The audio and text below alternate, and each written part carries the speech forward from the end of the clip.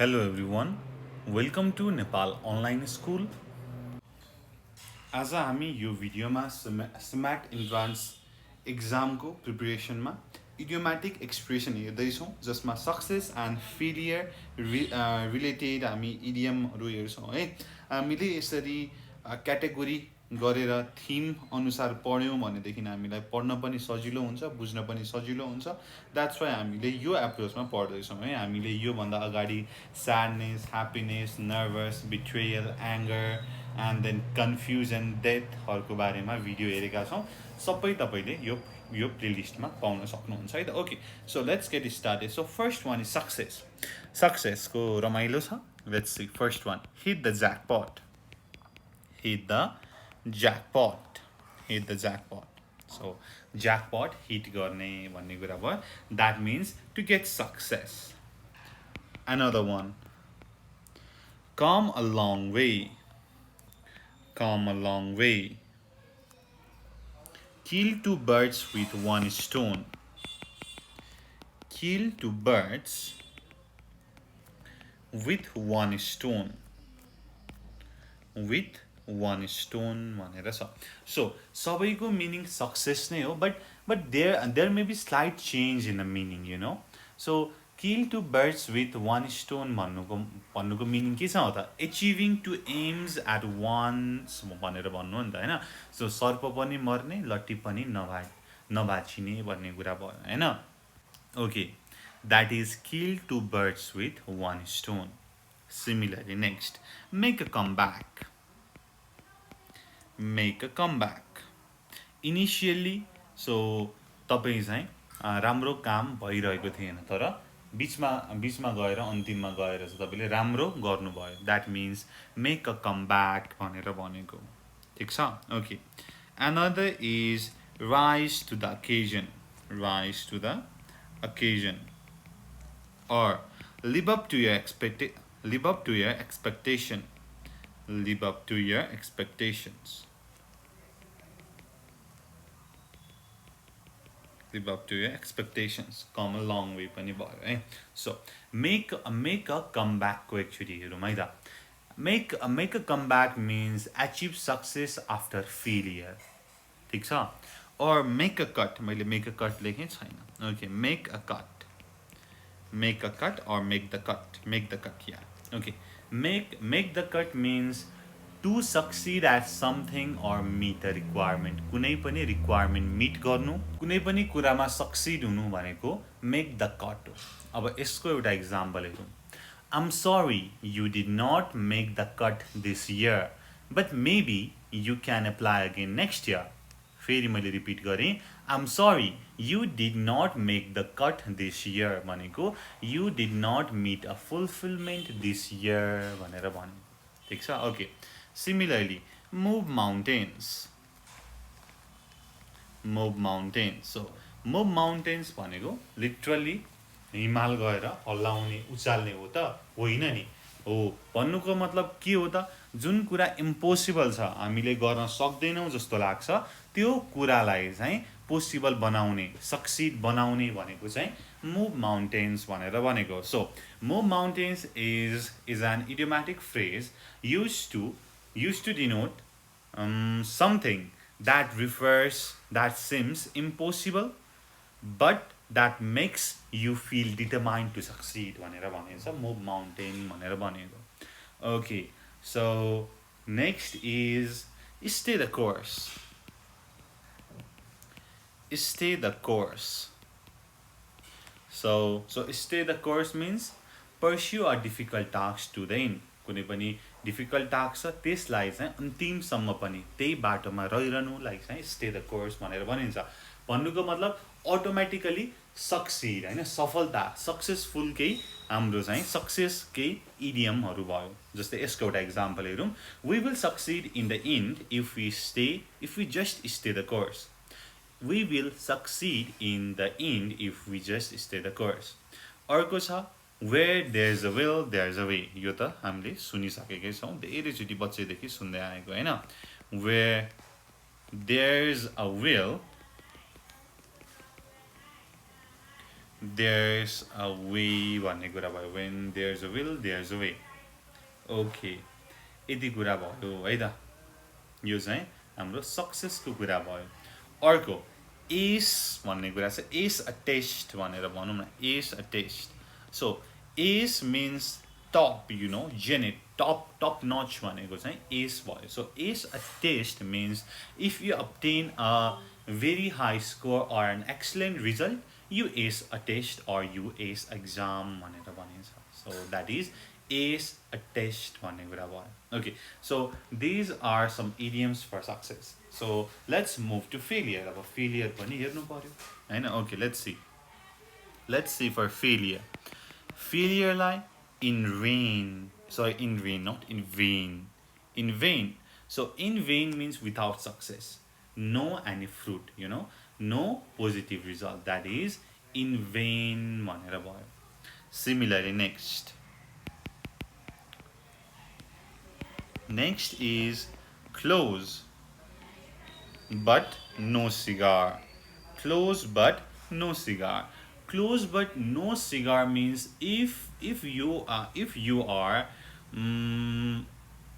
very very close to accomplish a goal but you fail एकदमै नजिक हुनुहुन्छ त्यो काम सक्सेस हुनको लागि तर तपाई फेलियर हुनुभयो there you say close but no cigar भनेर भन्न सकिन्छ जस्तै सो फुटबलमा सो पेनाल्टी छ पेनाल्टी के त एउटा प्लेयरले हान्यो तर बारमा लागेर चाहिँ त्यो बल आउट भयो so that is close but no cigar the ball touch the goal post close but no cigar भनेर भन्न सकिन्छ ठिक छ okay next cut your own throat so cut your own throat so cut your own throat भन्नुको meaning के त आफ्नै throat आफ्नै घाँटी काट्ने भनेर भनेको त होइन है so if you cut your own throat that means so you do something that will be cause of your failure so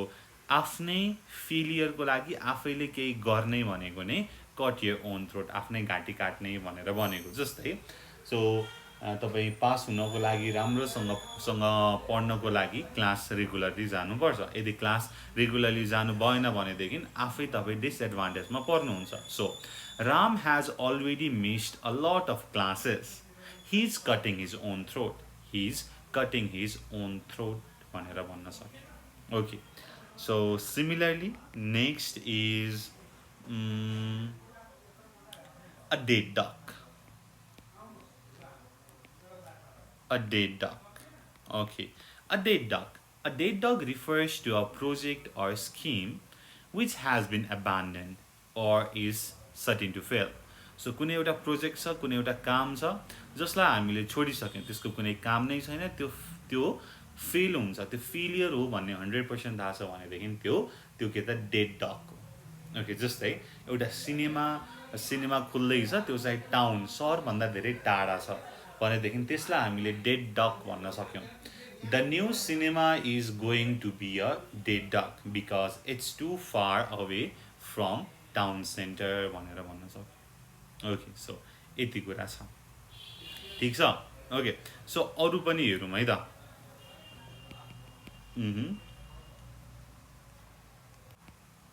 back to square one भनेर छ तपाईले केही काम गर्नुभयो केही तपाईलाई प्रोग्रेस भएको जस्तो लाग्यो धेरै मेहनत गर्नुभयो तर फेरि तपाई चाहिँ फेलियर हुनुभयो so that is back to square one भनेर भनिन्छ फेरि सुरुबाटै गर्नुपर्ने so that is back to square one okay next so next one is blow up in your face blow up in your face okay blow up in your face so blow up in your face means when you are working on a plan or a project and like suddenly something goes wrong and fails so that is it blows up in your face केही कुरामा काम गर्दै हुनुहुन्छ प्रोजेक्टमा तब suddenly अचानक चाहिँ त्यो काम गलत भइदिन्छ फेलियर भइदिन्छ भनेदेखि त्यो चाहिँ तपाईको अनुहार अगाडि नै फुट्यो हैन blow up in your own face भनेर त्यसरी भनेको ठिक छ okay next one okay next down the drain